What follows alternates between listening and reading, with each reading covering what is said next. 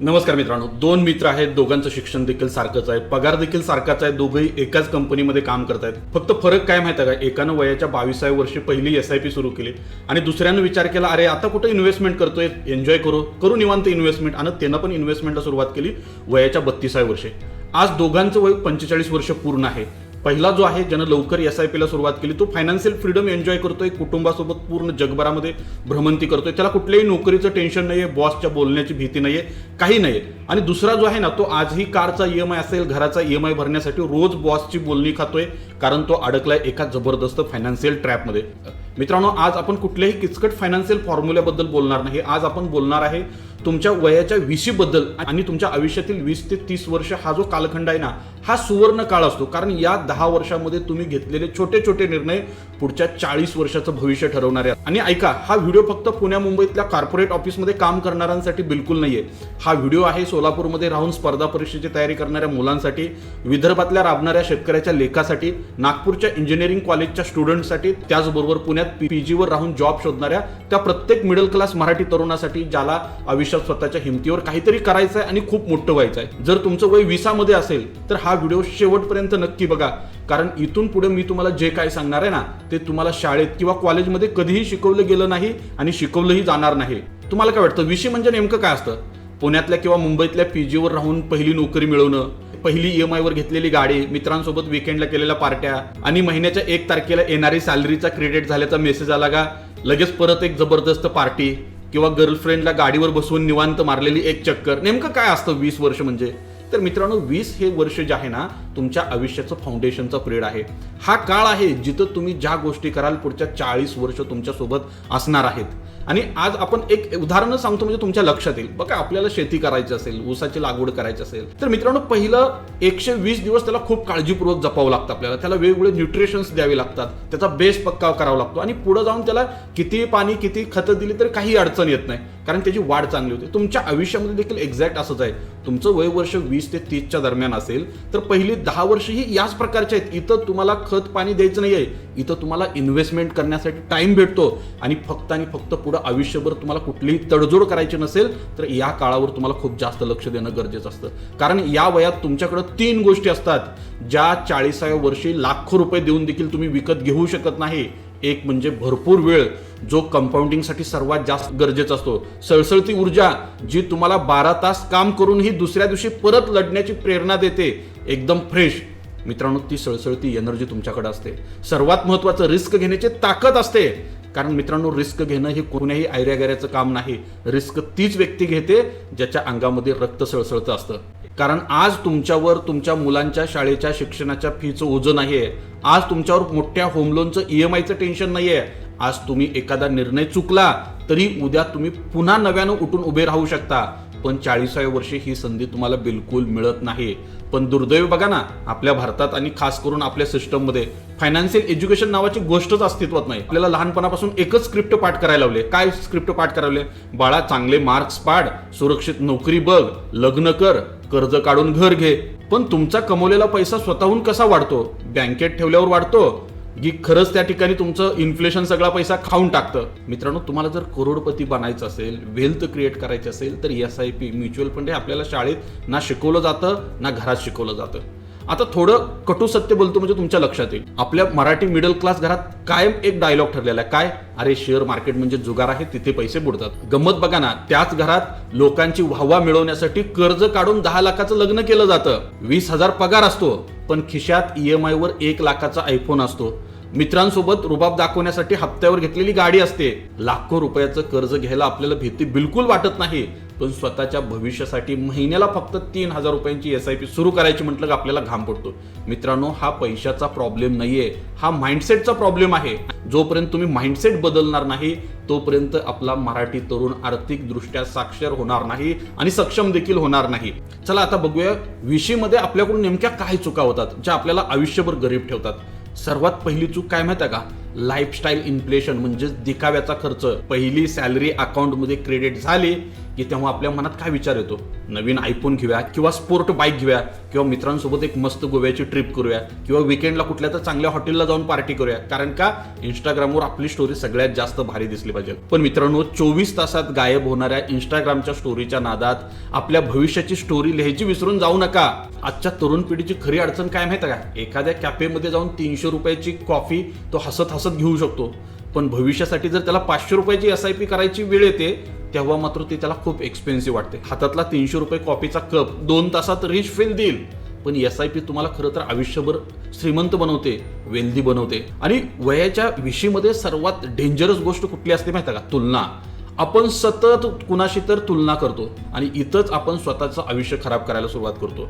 जेव्हा तुम्ही मोबाईल उघडता, कुणी तर दुबईच्या ट्रिपचं फोटो टाकलेले असतात, कुणी तर नवीन कोऱ्या करकरीत BMW गाडीसोबत पोज घेतलेली असते, कुणीतरी एखाद्या महागड्या कॅफेमध्ये चिल करतंय किंवा कुणीतरी त्याची गर्लफ्रेंड तोंड बांधून फिरवत असते.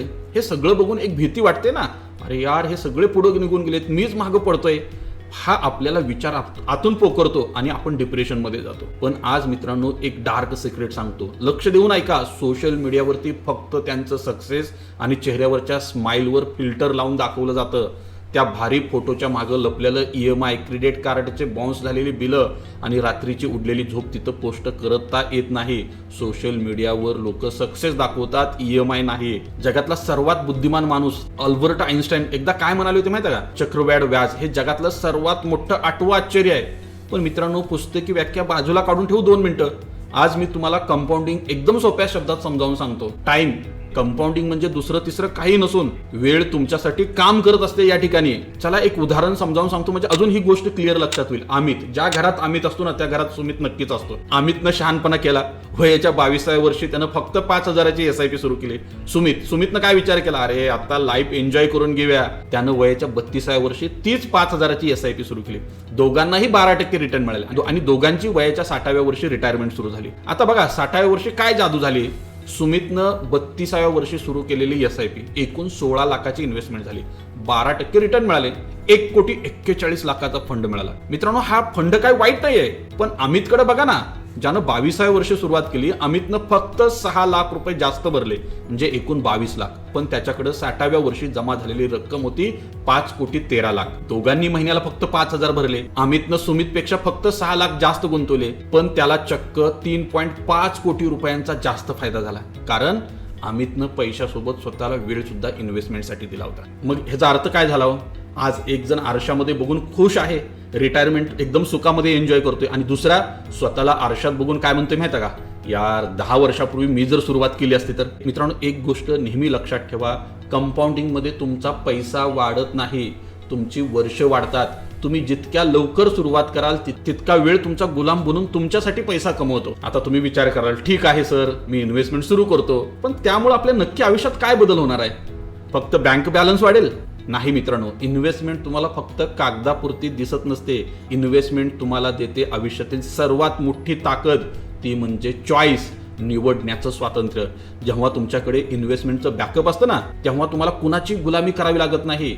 तुम्हाला मिळतं एका चुकीच्या आणि त्रासदायक जॉबला लात मारून बाहेर पडण्याची चॉईस, एखाद्या टॉक्सिक बॉसला थेट त्याच्या तोंडावर नाही म्हणण्याचं स्वातंत्र्य, स्वतःच्या आवडीचा स्वतःचा बिझनेस सुरू करण्याचं चॉईस मिळतं, आणि सर्वात महत्त्वाचं, म्हातारपणी आपल्या आई वडिलांना कुणासमोरही हात न पसरता छाती ठोक सपोर्ट करण्याची चॉईस.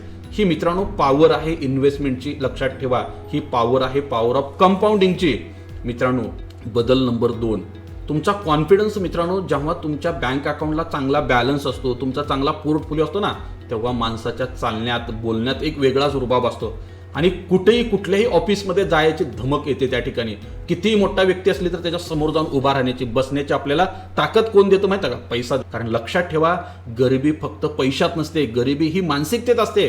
जेव्हा खिशात पैसा नसतो तेव्हा माणूस घाबरून जातो, पण जेव्हा त्याच्याकडे फायनान्शियल बॅकअप असतं तेव्हा तुम्ही जगण्याची भीती सोडून देता आणि आयुष्यात खऱ्या अर्थानं जिंकण्यासाठी खेळायला लागता. हे पहिल्यांदा लक्षात घ्या. आणि तिसरा सर्वात मोठा बदल काय होतो माहिती का? तुम्ही जेव्हा वयाच्या 20व्या वर्षी इन्व्हेस्टमेंटला सुरुवात करता तेव्हा त्याचा फायदा फक्त एकट्यात तुम्हाला होत नाही, त्याचा फायदा पुढच्या जनरेशनला देखील होतो. थोडा विचार करा ना, आपले वडील कदाचित त्यांनी संपूर्ण आयुष्य लोकांचं टोमणं ऐकण्यात, गाडीचा घराचा EMI भरण्यात घालवला. आपली आई जिनं कदाचित स्वतःच्या साडीच्या दागिन्याची इच्छा मारून काटकसर करून घर चालवत असेल. पण मित्रांनो, आज जर तुम्ही हे फायनान्शियल एज्युकेशन घेतलं, तुम्ही उद्या 500,000 रुपये किंवा 5,000ची SIP सुरू केली, तर एक गोष्ट नक्की होईल, तुमच्या मुलांना उद्या पैशासाठी स्ट्रगल करावं लागणार नाही, जो तुमच्या आई वडिलांनी केला. मिडल क्लास कुटुंबात जन्म घेणं ही आपली चूक नाहीये, पण मिडल क्लास म्हणून मरणं आणि पुढच्या पिढीलाही त्याच गरिबीत ढकलणं ही मात्र 100% आपली चूक आहे. ही गरिबीची साखळी तोडण्याची ताकद आज तुमच्या हातामध्ये आहे. तुम्ही ती चॉईस आज निवडणं गरजेचं आहे. मित्रांनो, आज जर जगाकडे तुम्ही बघितलं, तुम्हाला नवल वाटेल, जपानमध्ये लहान मुलांना पैशाची बचत कशी करायची हे शाळेत शिकवलं जातं. अमेरिकेमध्ये इन्व्हेस्टमेंटचं कल्चर इतकं स्ट्रॉंग आहे की तिथं कॉलेजमध्ये जाणारा तरुणी स्टॉक मार्केट आणि म्युच्युअल फंडची भाषा बोलतो. पण आपल्या भारतात, विशेषतः आपल्या मिडल क्लास घरामध्ये काय परिस्थिती आहे? आपल्याकडे लोकांचं स्वतःचं इन्कम वाढवण्यापेक्षा आपण स्वतः कसं चांगलं दिसू हे वाढवण्यावर भर देतात. खिशात पैसे नसले तरी चालतील, पण लोकांसमोर आपली इमेज भारी असली पाहिजे, या खोट्या दुनियेत आपण आज जगतोय. मित्रांनो, तुम्हाला हे सगळं ऐकल्यानंतर जर वाटत असेल, अरे यार, आपण इन्व्हेस्टमेंटला सुरुवात करायला पाहिजे, आपण पण SIP सुरुवात करायला पाहिजे, पण कुठून सुरुवात करू हे समजत नसेल, आणि त्यासाठी तुम्हाला माझा जर गायडन्स लागत असेल, तर दिलेल्या नंबरला आत्ता लगेच कॉल करा. तुम्हाला त्यासाठी पूर्ण मार्गदर्शन केलं जाईल, हे पहिल्यांदा लक्षात घ्या. मित्रांनो, मला एक गोष्ट अभिमानानं सांगावीशी वाटते. आपला मराठी माणूस हा जगातला सर्वात हुशार माणसांपैकी एक आहे. आपण प्रचंड कष्ट घेतो. आपल्या रक्तात प्रामाणिकपणा आणि शिस्त भिनलेले आहे. कोणतेही काम द्या, माणूस तो जीव तोडून करेल. पण एवढं सगळं असूनही आपण का पाठीमागं राहतोय?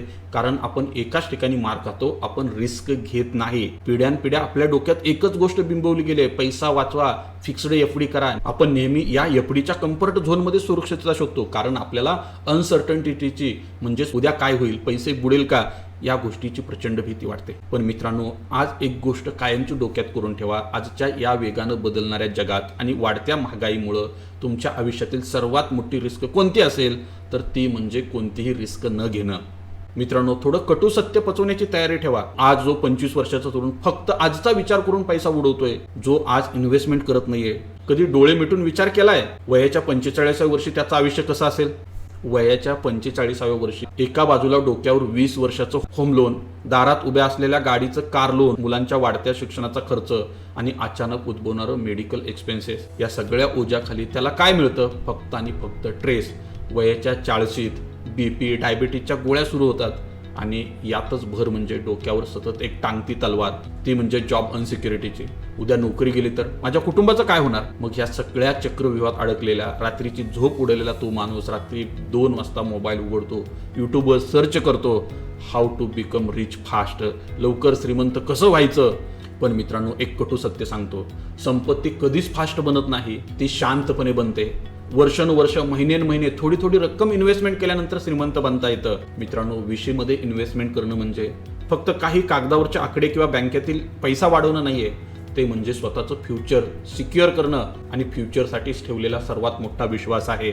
आज तुम्ही तरुण आहात, एक दिवस असा नक्की येईल जेव्हा तुमच्या आई वडील म्हातारे होतील, त्यांना आधाराची गरज लागेल, कदाचित महागड्या औषधांची गरज लागेल. आणि विचार करा, त्या दिवशी जर तुमच्या बँक अकाउंटमध्ये पुरेसा पैसा नसेल, तर हॉस्पिटलच्या बिलाकडे बघून रडत बसणार का? त्या दिवशी तो पैसा फक्त एक ट्रान्झॅक्शन नसेल, तर ती तुम्ही तुमच्या आई वडिलांची घेतलेली काळजी असेल, तो त्यांच्या हक्काचा आधार असेल. नेहमी लक्षात ठेवा, 20 केलेली SIP 40 पीस बनते, आणि 20 घेतलेले डिसिप्लिन्ड डिसिजन 50 फ्रीडम मिळवून देते. पण 20 जर पैशाच्या बाबतीत चुका केल्या, तर कधी कधी पूर्ण आयुष्य शिक्षा बनतं, हे पहिल्यांदा लक्षात घ्या.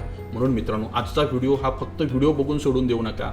आत्ताच डिसिजन घ्या, एक छोटी SIP सुरू करा, महिन्याला कमीत कमी 500 का होईना सुरुवात करा, कारण तुमच्या आयुष्यातलं सर्वात मोठं असेट तुमच्याकडे आहे. किती पैसे आहेत हे नाहीये, तर तुमच्याकडे अजून किती वेळ शिल्लक आहे हे खूप महत्त्वाचं आहे. जाता जाता मला कमेंट्समध्ये नक्की सांगा, तुम्ही तुमची पहिली इन्व्हेस्टमेंट वयाच्या कोणत्या वर्षी सुरू केली, आणि जर अजून सुरू केली नसेल तर आजपासून तुम्ही किती रुपयांची SIP सुरू करणार? कमेंट्समध्ये नक्की सांगा. मी प्रत्येक कमेंट्स वाचणार आणि त्याला रिप्लाय देणार. जय हिंद, जय Maharashtra. Investments in securities market are subject to market risks. Read all the related documents carefully before investing.